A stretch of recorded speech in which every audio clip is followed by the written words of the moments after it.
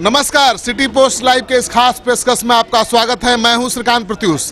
अभी मैं बेगूसराय में हूं, जहां से बीजेपी के फायर ब्रांड नेता गिरिराज सिंह चुनाव लड़ रहे हैं। अभी गिरिराज सिंह तैयार होकर निकले हैं घर से और अब जाएंगे क्षेत्र में, बखरी में जाएंगे। आज इनका कार्यक्रम है, तो दिन रात चुनाव प्रचार में लगे हुए हैं गिरिराज जी। इनसे बात करने की कोशिश करेंगे गिरिराज जी से। देखिए, लोगों से बात कर रहे हैं, अपने जो लोग हैं इनके घर पर पहुंचे हुए हैं, अपने रिश्तेदार के यहाँ ठहर कर चुनाव प्रचार ये कर रहे हैं। और यहाँ से अब समय हो गया है, 7 बज गए हैं और ये निकलने वाले हैं। तो गिरिराज सिंह लोगों से मिल रहे हैं, मिलने के बाद यहाँ से निकल जाएंगे। कैसा चल रहा है चुनाव प्रचार? महादेव की दया से सब ठीक चल रहा है, बड़ा आनंद से चल रहा है। आपके क्षेत्र में क्या चुनाव का मुद्दा है, सबसे बड़ा मुद्दा? देखिए, सच पूछिए, विपक्ष में दम नहीं है कि विकास पर चर्चा करे। कोई सांप्रदायिक तनाव कुछ लोग फैला रहे हैं, कुछ लोग विकृत मानसिकता से अपना काम कर रहे हैं। मेरे यहाँ चुनाव मुख्य मुद्दा है विकृत मानसिकता, विकृत राष्ट्रवाद के खिलाफ लोगों को जगाना, इकट्ठा करना, सांस्कृतिक राष्ट्रवाद और विकास के लिए। लेकिन कन्हैया कुमार कह रहे हैं कि मुकाबला गिरिराज से उनका सीधे मुकाबला है, जबकि यहाँ पर आरजेडी का उम्मीदवार भी है। देखिए, मेरी लड़ाई आरजेडी से भी है, कांग्रेस कम्युनिस्ट से भी है। और लड़ाई इस रूप में है कि लोगों को जगाना, क्या भारत तेरे टुकड़े टुकड़े होंगे के साथ कोई रहने वाला है क्या? इसके खिलाफ लड़ाई है कि देश में आतंकवादियों के साथ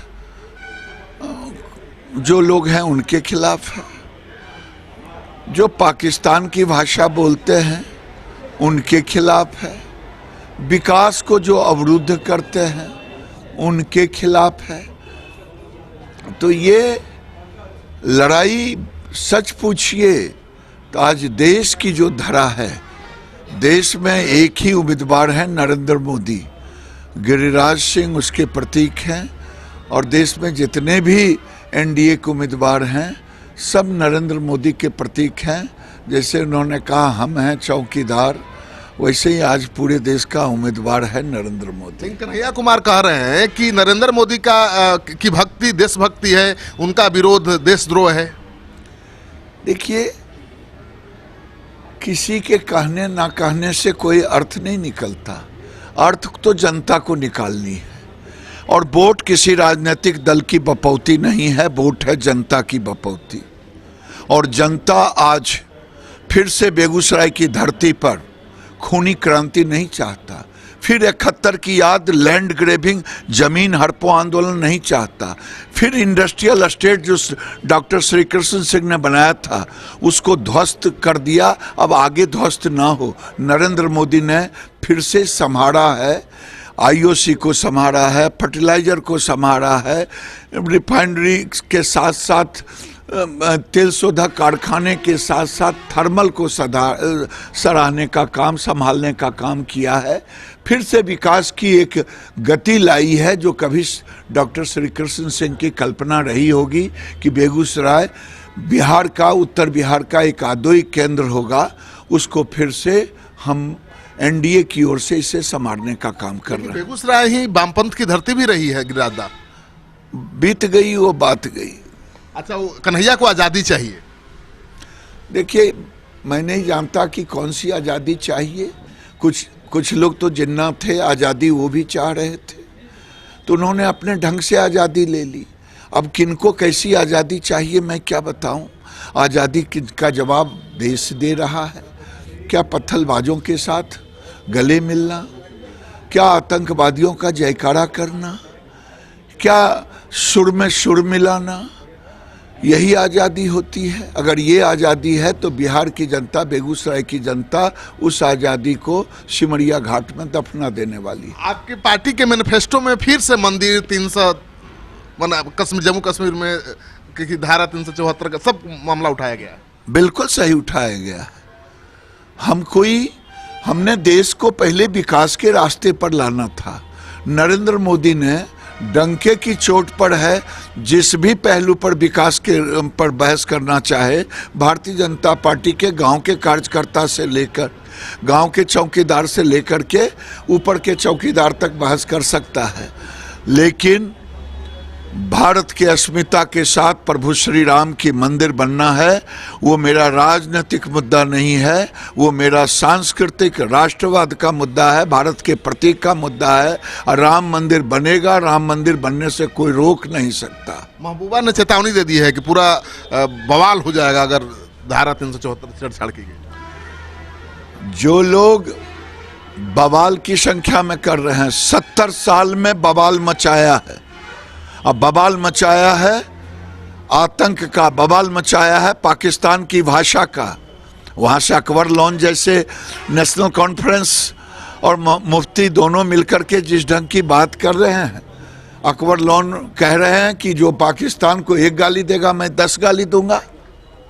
मैंने कहा भैया तुम्हारी जिंदगी खप जाएगी, 150 करोड़ जनता है, तुम कभी गालियां नहीं दे पाओगे। अच्छा हो राहुल गांधी से संपर्क करो और वो सिद्धू से संपर्क करा करके सीधे इमरान से जोड़ देंगे।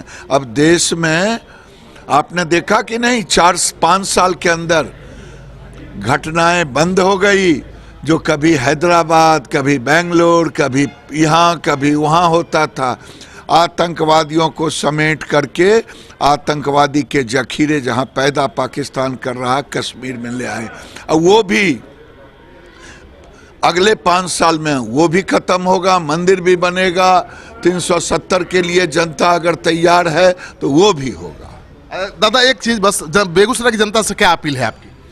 बेगूसराय की जनता से मेरी अपील नहीं, मेरा प्रार्थना है कि हे बेगूसराय की जनता, आप भगवान तुल्य हैं। जिस वेदना को आपने सहा है, वो वेदना की किरण बेगूसराय में फिर न पड़े, इसके लिए एकजुट हो करके जातवाद को ख़त्म करें, लाल खूनी क्रांति को ख़त्म करें। सांप्रदायिक हवा जो बह रही है बेगूसराय के अंदर, उस सांप्रदायिक हवा को ख़त्म करें। यही मेरा आपसे आग्रह है, निवेदन है। गिरिराज दादा के चुनाव में शिव भक्त बहुत रंग दिखा रहे हैं, शिव भक्ति रंग दिखा रही है गिरिराज दादा की। देखिए, हम शिव के शिष्य हैं, मैंने कभी नहीं छुपाया। जितने लोगों ने चिढ़ाया उतने मेरे रुद्राक्ष बड़े होते गए। जितना मुझे धर्म पे लोगों ने चिढ़ाया, मैंने टीका उसी ढंग से रखी, टीक उसी ढंग से रखा, क्योंकि भारत के संस्कार और संस्कृति में रचा बसा है, जिसको जैसे रहना हो रहे, लेकिन कोई किसी को मना नहीं करता। आपके विरोधी ये कह रहे हैं दादा कि आप जहां भी जाते हैं आपको भगा दिया जाता है। आप बेगूसराय से लड़ते थे, नवादा भगा दिया गया, नवादा लड़ना चाहते थे, बेगूसराय भगा दिया गया। ये तो मेरे लिए सौभाग्य है कि भोला बाबू 2014 में वहाँ से 9 में वहाँ से रहे और उनकी अंतिम इच्छा थी कि हम बेगूसराय से बने। सीनियर लीडर थे, बहुत सीनियर। मैं तो सबका आशीर्वाद लेके गया और मैं डंके की चोट पे कहता हूँ कि नवादा में जाकर कोई समीक्षा कर ले, भगवान करे वैसी लोकप्रियता, वैसा कर्म मैं बेगूसराय में भी करूं जो मेरे प्रति लोगों का प्यार स्नेह बरसे। तो बेगूसराय और नवादा दोनों जगहों से भोला बाबू लड़े थे, आप भी वही दोहराने जा रहे हैं? हाँ, ये दोनों, भोला बाबू 2009 में नवादा लड़े, मैं 2014 में लड़े। भोला बाबू 2014 के बाद अभी दुर्भाग्य से उनका निधन हो गया और मैं उनका शुक्रगुजार हूँ, उनके प्रति नतमस्तक करता हूँ। आखिर कुछ न कुछ तो था जो 9 बार वो विधायक रहे इस धरती पर। राजनीति में पक्ष और विपक्ष तो चलते रहता है। चलिए, तो आपने सुन लिया गिरिराज सिंह को। गिरिराज सिंह का कहना है कि बेगूसराय की धरती पर वामपंथ को नहीं पनपने देंगे, क्योंकि बेगूसराय की जनता वामपंथ का दंश झेल चुकी है। आपको ये दावा इनका दमदार दिखे तो इस वीडियो को खूब शेयर करिए अपने दोस्तों के साथ। अगर आपने अब तक हमारा YouTube चैनल सब्सक्राइब नहीं किया है तो जरूर कर लीजिए आपका सहयोग समर्थन लगातार मिल रहा है, उसके लिए बहुत बहुत आभार। नमस्कार।